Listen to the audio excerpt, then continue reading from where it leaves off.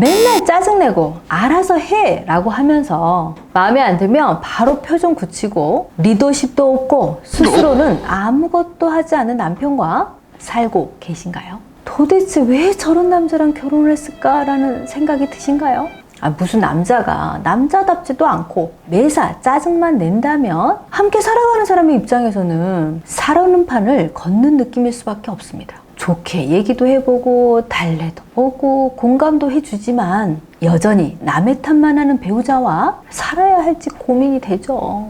더군다나 아이가 있는 경우에는 아이에게 너 때문에 아빠가 그랬잖아 라는 말이 반복될 때마다 답답함이 커집니다. 걱정하지 마세요. 오늘 이 영상을 통해 남의 탓하고 짜증내는 남편이 왜 그런지 그리고 어떻게 해결해야 되는지 명쾌하게 알려드리겠습니다.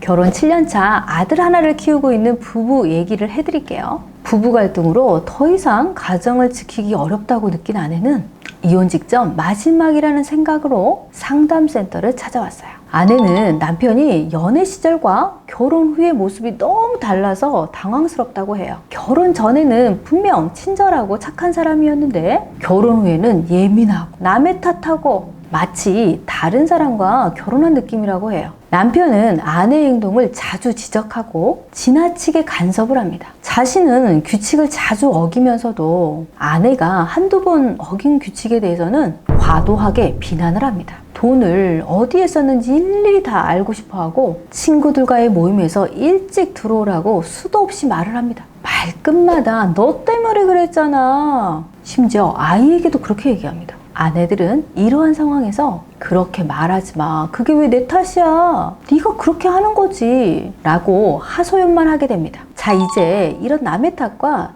짜증이 많은 남편을 미로 유형이라고 할 텐데요. 불안과 걱정이 많은 안정추구형 성향입니다. 이런 미로는 불안할 때 남의 탓을 많이 합니다. 예민하지 않고 덤덤한 사람하고 살아도 부부관계는 맞춰가야 될 것이 많습니다. 그런데 가시도 친 듯한 말을 하는 사람과 살고 있다면 어떨까요? 그것도 모자라 자신의 잘못을 다 남의 탓으로 돌린다면요. 남자답지도 않고 책임감도 없어 보이기 때문에 정말 싫을 겁니다. 그래서 이런 미로에게 왜 내 탓이야? 네가 잘못한 거잖아 라고 지적이라도 하는 날에는 온 집안이 긴장 상태에 빠집니다. 게다가 매사 짜증내고 있다면 정말 힘들겠죠. 이런 사람에게는 정말 하고 싶지 않아도 이렇게 말해주세요. 맞아, 내가 잘못했네. 내가 좀 더 잘해볼게. 그런데 다음에 이렇게 얘기해주면 좋을 것 같아 하며 내 잘못으로 돌려주는 겁니다. 자신의 잘못을 아이의 탓으로 돌리는 남편에게도 아빠 말씀이 맞아. 아빠 말씀 잘 들어야지 하며 비난하지 않고 편을 들어주세요. 그러면 놀랍게도요, 짜증을 덜 내고 좋은 관계를 만들어갈 수 있습니다. 그리고 칭찬을 해주세요. 당신 말이 맞지. 잘했어. 고마워. 왜 이렇게 해야 하냐고요? 이런 미로 성향을 가진 사람들은 자기 편이 매우 중요합니다. 책임감이 굉장히 많은 사람이지만 막상 책임지는 것은 조금 힘이 듭니다. 특히 자신의 편을 들어주지 않을 때 짜증을 많이 내죠. 이들의 특징은 불안감이 많아서 재차 확인을 한다는 것입니다.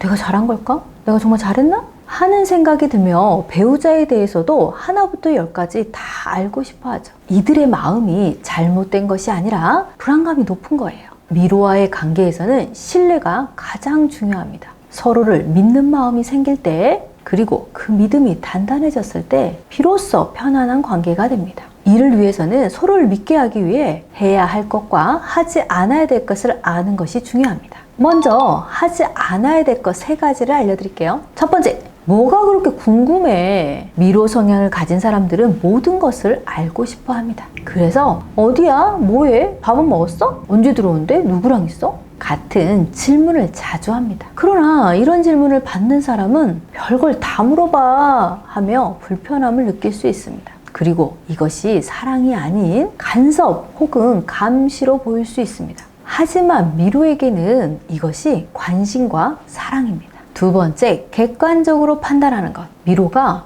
남의 흉을 보거나 다른 사람의 탓을 할 때 그들의 편을 들어주지 않고 말하는 제3자의 편을 들어주게 되면 미로는 상대방이 내 편이 아니라고 생각해서 불쾌함을 느낍니다. 미로의 편을 들어주기 싫어서가 아니라 객관적으로 판단하기 때문인데 미로는 이것을 가장 싫어합니다. 미로가 생각하기에 부부라며 이유를 막론하고 항상 자신의 편이어야 된다고 생각하기 때문이에요. 세 번째, 알아서 좀 해. 미로 성향의 사람들은 결정하는데 어려움을 겪습니다. 뭔가를 선택하고 결정하려고 할 때 마음속에서 이런 말이 들려요. 내가 잘한 걸까? 잘못되면 어떡하지? 이때 무조건 알아서 해 라는 말이 오도처럼 내려오면 오히려 더 주저하게 되고 불안한 마음이 커집니다. 그렇다면 이 미로에게 어떻게 해줘야 될까요? 해주면 좋을 것 3가지 알려드릴게요. 첫 번째, 걱정하지 마. 내가 있잖아. 아내들이 미로 남편에게 하기 어려운 말 중 하나입니다. 보통 남편이 아내를 보호해야 된다고 생각하기 때문이죠. 하지만 미로 남편에게 이 말을 하지 않으면 남편이 삐딱해질 수 있습니다. 항상 내가 너의 편이야 라는 생각이 들게 하는 것이 중요합니다. 두 번째, 관심 가져주는 거. 간섭과 관심은 한 끗 차이입니다. 간섭은 잘못을 지적하는 느낌이 들 수 있어요. 예를 들어 옷장을 정리해 놓았는데 옷장을 이렇게 정리하면 안 되지 라고 하면 간섭하는 느낌이 들고 지적받는 느낌이 듭니다. 반면 옷장 정리 잘했네 라고 알아봐 주는 것이 관심입니다. 점심을 뭐 먹었는지 물어봐 주는 것도 관심의 표현이죠. 세 번째, 설명해 주는 것. 설명 듣는 거 귀찮고 싫어하는 사람도 있지만 미로 성향의 사람은 설명을 좋아합니다. 예를 들어 집에 올 때 두부 사와 라고 명령하듯 말하지 말고 오늘 두부김치 해 먹으면 좋을 것 같아서 올 때 두부 좀 사다 줘 라고 설명 후에 부탁하면 더 마음이 편안해집니다. 이런 방식으로 미로 성향의 남편에게 다가가면 편안하고 안전한 관계를 유지할 수 있을 거예요. 뭐 이렇게 복잡해 심플할 수는 없어? 뭐 이렇게 쓸데없는 걱정을 하는가 뭐 이런 사람이 다 있어? 이렇게 생각할 수 있습니다. 물론 처음에는 좀 어렵게 느껴질 수도 있어요. 하지만 한번 신뢰를 쌓으면 미로 성향의 사람은 그 어떤 사람보다 확실한 내 편이 되어줍니다. 이들의 복잡한 사고와 걱정은 사실 미래를 대비하는 준비된 삶을 살아가기 위한 것입니다. 나와 다른 이런 성향을 비난할 것이 아니라 인정하고 존중해줘야 될 부분입니다. 저는 특히 이 미로 성향 진짜 좋아합니다. 매우 성실하거든요. 저는 어떤 결정을 내릴 때 좀 쉽게 판단하고 쉽게 결정하는 면이 있는 사막의 유형입니다. 그런데 저 같은 사람 옆에 미로처럼 돌다리도 두들겨 가보는 그런 사람이 함께 한다면 제가 쉽게 내린 결정을 검토해 볼 수 있는 힘을 가진 미로가 함께 해준다면 더 멋진 선택을 할 수가 있습니다. 그래서 저 같은 사람 옆에 미로가 있다면 너무너무 안전하고 행복하게 살아갈 수가 있답니다.